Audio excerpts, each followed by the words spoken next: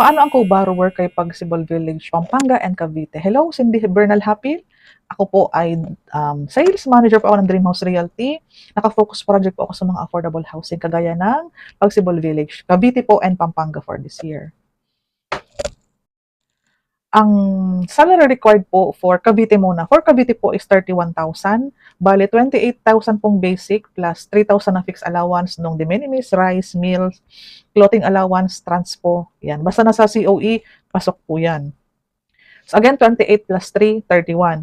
For Pampanga po, 29 plus 3 is equals 32. Magkaiba po sila ng salary required. Kasi may mga naguguluhan. O, i-guide ko po kayo. For Pampanga po, 29,000 ang basic, 3,000 po ang, yun na, the minimis, rice, meal, food, clothing, transpo. Ayan. So, wag po makakonfuse. For Cavite, 28 plus 3, Pampanga 29.